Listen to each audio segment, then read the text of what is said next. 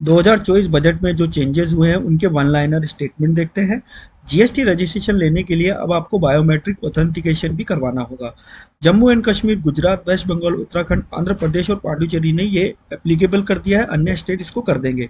Not necessary कि सारे registration को ये बायोमेट्रिक ऑथेंटिकेशन कराना होगा। सिस्टम चूज करेगा, अन्य को अदर ऑथेंटिकेशन के थ्रू भी जीएसटी रजिस्ट्रेशन मिल जाएगा। पार्टनरशिप फर्म में पार्टनर को अगर पेमेंट किया जाता है remuneration, salary, commission, interest on capital या बोनस, जिसका अमाउंट फाइनेंशियल ईयर में 20,000 रुपये से ज़्यादा है, तो 1 अप्रैल 2025 को 25 से 194 के अंदर आपको 10% टीडीएस डिडक्ट करना होगा। टीडीएस के लिए वही है कि आप चाहे क्रेडिट करें या पेड करें, विच एवर इज अर्लियर, आपको टीडीएस डिडक्ट करना होगा।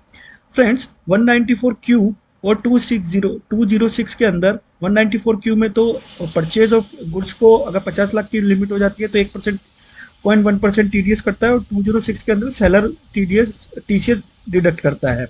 इस केस में सामने वाली पार्टी का अगर लॉसेज है या उसका इनकम जो है बिलो थ्रेशोल्ड लिमिट है, तो वो लो टीडीएस डिडक्शन ले सकता है या नो टीडीएस डिडक्शन सर्टिफिकेट ले सकता है, सो दैट कि उसका अमाउंट जो है ब्लॉकेज नहीं हो।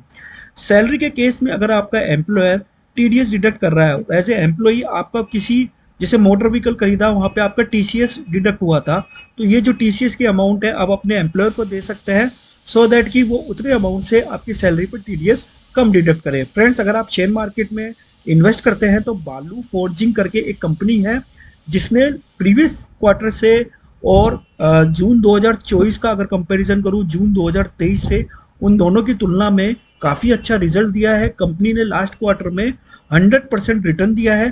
फ्रेंड्स, अगर आप 2 से 3 महीने का नज़रिया रखते हैं तो शायद इस बालू फोर्जिंग के आप फाइनेंशियल्स को स्टडी कर सकते हैं और एक इन्वेस्टमेंट अपॉर्चुनिटी बनती है। थ्रेट एक ही है कि कंपनी ने पूरे फाइनेंशियल ईयर के अंदर काफ़ी जो है ऑलरेडी रिटर्न दिया हुआ है।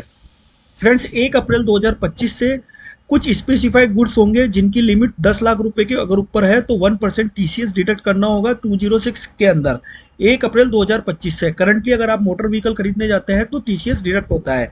इस तरीके से गवर्नमेंट और स्पेसिफाइड गुड्स जो है डिटरमाइन करने वाली है। फ्रेंड्स, आप इमूवेबल प्रॉपर्टी खरीदते हैं, उसकी प्राइस अगर 50 लाख रुपए है 1 अक्टूबर 2024 से, चाहे मल्टीपल बायर हो, मल्टीपल सेलर हो, प्रॉपर्टी की वैल्यू देखनी है, 50 लाख रुपए से ज़्यादा है, टीडीएस डिडक्ट होगा।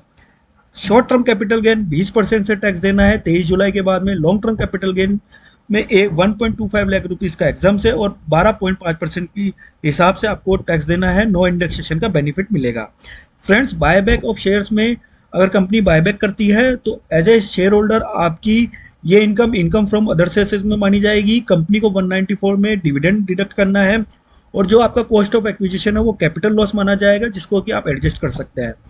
फ्रेंड्स, एवरेस्ट इंडस्ट्री का एक शेयर है जिसने लास्ट क्वार्टर के कंपैरिजन में और जून 2024 को अगर कंपेयर करूं जून 2023 से, तो अच्छा खासा प्रॉफिट दिया है। इन्वेस्टमेंट अपॉर्चुनिटी है, आप फाइनेंशियल स्टेटमेंट को स्टडी कर सकते हैं, 2 से 3 महीने के नजरिए के अकॉर्डिंगली उसमें इन्वेस्ट कर सकते हैं।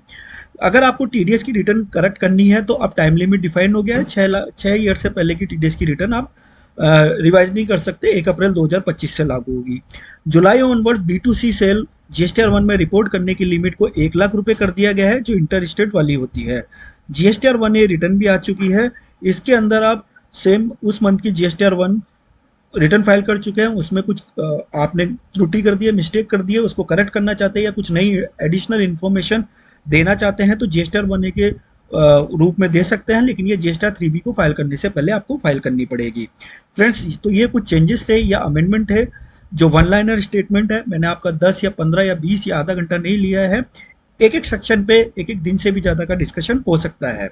वीडियो अगर अच्छा लगा हो तो लाइक शेयर एंड सब्सक्राइब करें। टिल देन, जय हिंद, जय भारत, धन्यवाद।